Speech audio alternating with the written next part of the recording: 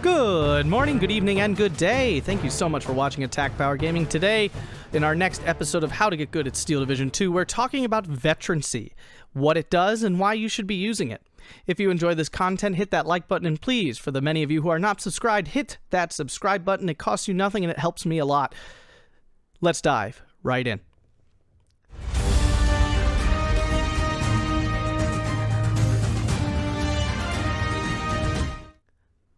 So, what is Veterancy and why does it matter in this game? So when you have any card of unit, for many cards, so I would say about 70 to 75% of the cards in the game, you have an option to add Veterancy or take Veterancy away.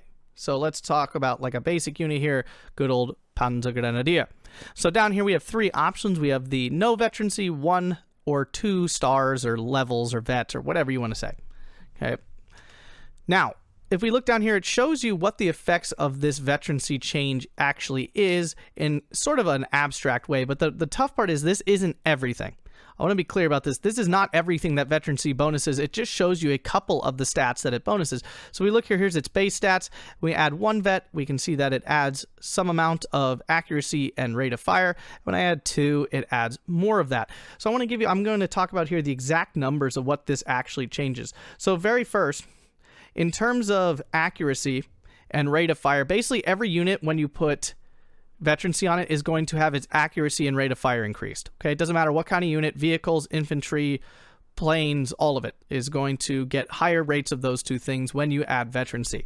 And the rates are 15% at 1 accuracy, 1 Veterancy, 25% at 2 Veterancy, and 33% at 3 Veterancy. Now, you cannot call units in at 3 vet. You actually have to, somehow get them to 3 vet using your leaders or your commandants or whatever to get them to that 3rd Veterancy. So just know there is no option for that 3rd Veterancy. This is 0, right? This gives you 0. That's 1. And then the 3rd is the one you can only unlock in game, like in a battle, using your leaders, okay, or commandants, okay, commanders. So that's the straight number. So this is a 15% increase in its accuracy here for that unit, and then this will be that 25%, and then it would be even more once you get to that 3rd level of Veterancy. So that's what those numbers are representing.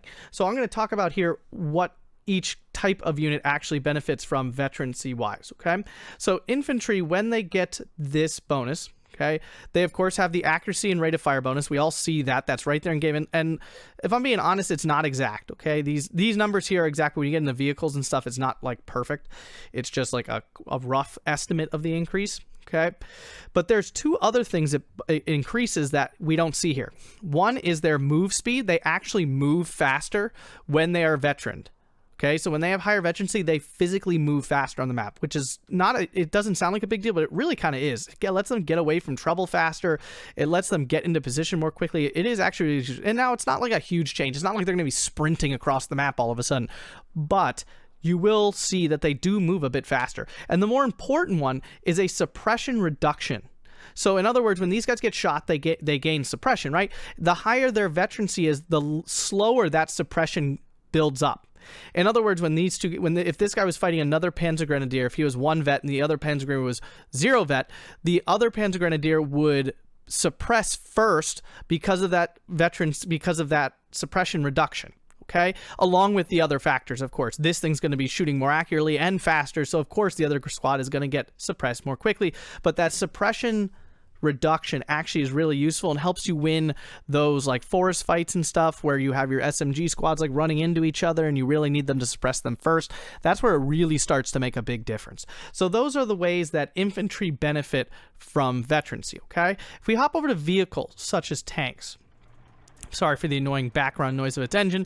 Okay, we can see here the same thing where it's changing the rate of fire and the accuracy. Now, the rate of fire is not exactly 1 faster. It's 15% faster. So the in-game algorithm increases its fire speed by 15%, and then by the 25, and finally by the 30, the 33.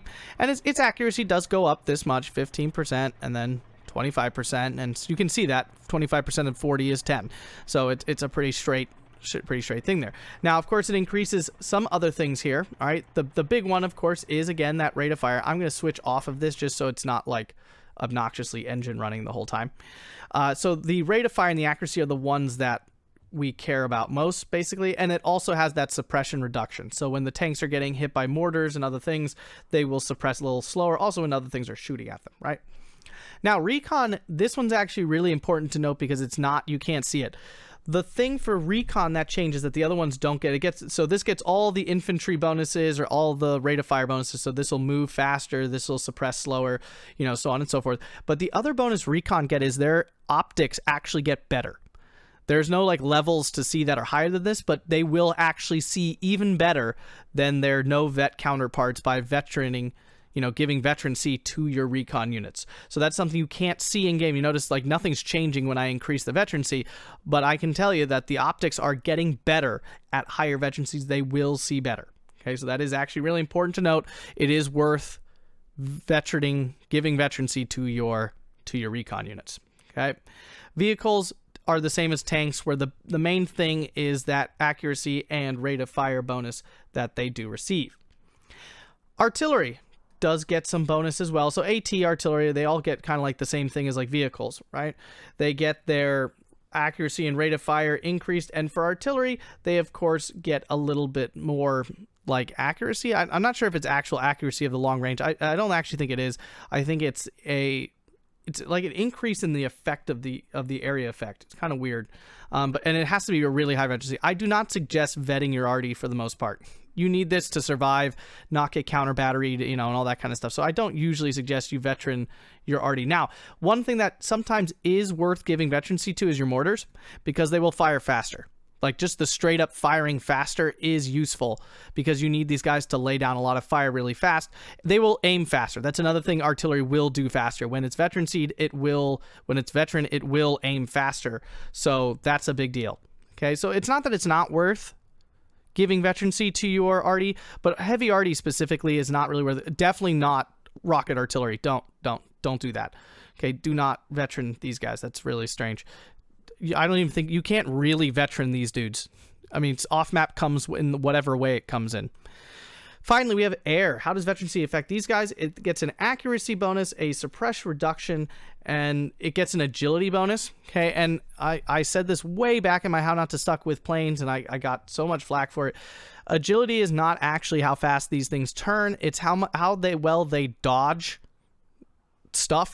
So basically, like, it will literally dodge AA better. Like, it won't get hit as much as, you know, when the agility is higher. It's almost like their defense a little bit. I don't know how else to describe it. So you can see here when I increase the veterancy on here, their accuracy increases and their agility increases. Their rate of fire does not. I think I might have said earlier that rate of fire does. It does not. Veterancy would not increase the speed at which this machine gun fires. Okay, for infantry, it makes sense because, you know, the guys reload faster. These guys don't. So the veterancy kind of basically makes these guys, and they will hit more. I mean, they'll kill faster because they're landing more hits. It's not like a significant change, but it is a difference. So that's something to be aware of with your planes. And the suppress reduction is probably the big one. So when they're, you know, higher veterancy, they won't get suppressed by AA as quickly, and they will be able to stay under control for a longer period of time. So that's what veterancy does. Okay, and there's two ways to get veterancy. You either call troops in with the veterancy, or you build it through your leaders, right, which are these guys here, the little stars, the leaders, or you can increase it even further using the commanders. If you don't know, a commander, basically it has a 1,500 meter range, and within that range, if another leader is within 1,500 meters of the commander, the leader will give 2 stars instead of 1. So it'll up vet your troops 2 levels instead of 1 level. So usually leaders increase your veterancy by 1. So this guy next to your other troops will increase their veterancy by 1. Instead, when a commander is within 1,500 meters of that leader, it will increase their veterancy bonus by 2 instead, which is extremely useful. Okay, you do not want these guys on the front line. Now, these guys will also increase anything around them specifically by 2 levels as well. So it's nice to put these guys in the back lines, like kind of next to your AA or something, not right next to it, you know, a fair bit spaced away because your AA gets counter batteried, but like somewhere near your mortars or your AA can actually make a pretty big difference to especially your AA, to the function of those units. So that's what the commander is. You definitely, a lot of times, I always try to take 1. Okay, all commanders come in phase A, It's just which one you want. I generally always suggest taking the infantry if you have an infantry option, because these other ones they get seen and spotted more easily, so they die more quickly. Even though these are infantry, they actually have a lot more survivability. You can put them in buildings and other places. So that's how you build. Now, the other thing you could do with your leaders, the commander can go and be attached, like, one leader can be within range of the commander, and then that leader also projects a 1,500 meters to the next leader. So you can create a chain of command that can actually cover the entire map with your double vet bonus if you are taking the time to do that. It's not a necessary thing, and most people don't do it, but you can do that. So your other leaders will increase the distance of your commander ability, but they do have to be within 1,500 meters of this guy originally. So that's really important to know. So why does veterancy matter? It helps you win all your fights. Your troops function so much better when they have veterancy. I know it seems obvious to say, but too many newer players do not put veterancy. They want to have 1 billion troops. Your 1 billion troops are going to die faster if you call them in with no veterancy. And of course, there's a balancing act. If you call all your troops in at double vet, you're not going to have enough troops to survive the game. For infantry, single vet is generally good enough. Okay, double vetting them is oftentimes not necessary. A single vet will do enough as is. When you're considering vetting your troops, what you want to be considering is how many infantry are you using, or how many units are you losing by vetting your troops. In other words, if we look at pioneers, they come in with 5 usually. Okay, Sappery, Pioneers, whatever. And when you vet them, you go down to 4. That's a very small loss. Only losing 1 infantry unit to make all the other 4 work that much better is worth the loss. And it can be worth the loss to double vet because you're only losing 1 more. But then you're down to 3. So instead of having 5, now you have 3, right? 4 is a nice in-between where they're functioning well. On the flip side, for something like Panzer Grenadiers, okay, you go from 9 to 6. That's a bigger loss. That's a 33% loss in troops for a 15% increase in function. So you have to decide, is that worth it for you? Most of the time, it is. Okay, I'm going to say it right here. A single vet squad of infantry will trounce a no vet squad of infantry almost every time, unless there's a huge gap in the quality of the infantry. Of course, a Panzer Grenadier going up against an Ersatz troop at any veterancy is going to win. Okay, you know, let's imagine your Ersatz had 2-star veterancy because of a commander and leader. Your Panzer Grenadiers are still probably going to win because of their way stronger loadout of weaponry. But a vetted Panzer Grenadier DP versus an unvetted Panzer Grenadier, the DP has an okay chance, honestly. There's a good, depending on the cover and everything else, they have a plenty good chance of actually winning because of that veterancy. If there's a 2 veterancy gap, so you have a 2 veteran unit versus a no vet, or a 3 versus a 1, you're going to really start to notice the difference. You're going to notice that your troops lose very quickly to those up-vetted infantry or up-vetted units in general. You know, they're just going to suppress so much faster. They're going to be out of combat so much more quickly than the vetted units. You're going to see the difference. So that's why it's really important that you vet your infantry, because you vet all your units, I should say. Vet your units in a general sense, okay? Tanks function so much better with veterancy, it's hard to describe. That increase here of 3 over the 7, it's almost doubling your rate of fire. Oh, I mean, it's not, but it almost is, right? It's a 50% increase at this point. That's a big deal. He's going to fire so much faster, and they're going to miss less. I mean, they are. They're just going to straight up miss less. And of course, you have to determine, you know, when you go from single to double, you're losing 2 more guys. You know, this is a very small loss. 5 to 4 tanks, you should always be vetting tanks when that's all you're losing out on, is 1 tank. Yeah, vet up. Losing 2 more, that's starting to be a lot. You're starting to lose a lot there. So, you know, that's something you have to balance. 7 to 5, that might be worth it. You know, you've already gone down to 7. You know, these are going to work a lot better at that level than the other ones. So it's something to be aware of. And then you just have to you have to decide, you know, 5 to 6. Like, yes, you should, of course, double vet your Panzer III here because you're only losing 1 tank and you're getting that much more efficiency out of them. It's absolutely worth vetting those troops, okay? So these are the things to be considering.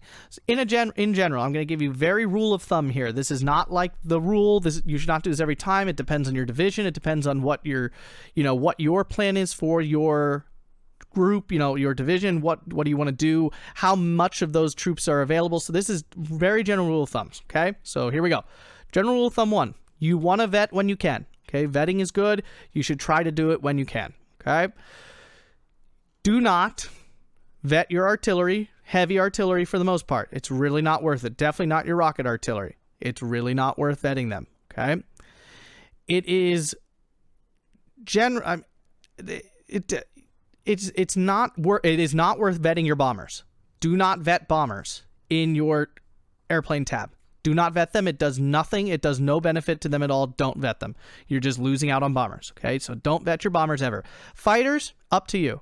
Okay, they will function a little bit better and kill a little faster at higher veterancies. But if you're not very good with your planes, just keep them unvetted because they're going to die and you're going to need more. Okay, and the increase in function, the increase in efficiency on vetted planes is not significant enough to be worth always vetting them. So just be aware, vetting planes as fighters is okay, not always recommended, but okay. Vetting bombers is an absolute no-no. Okay, do not do that. You're just wasting.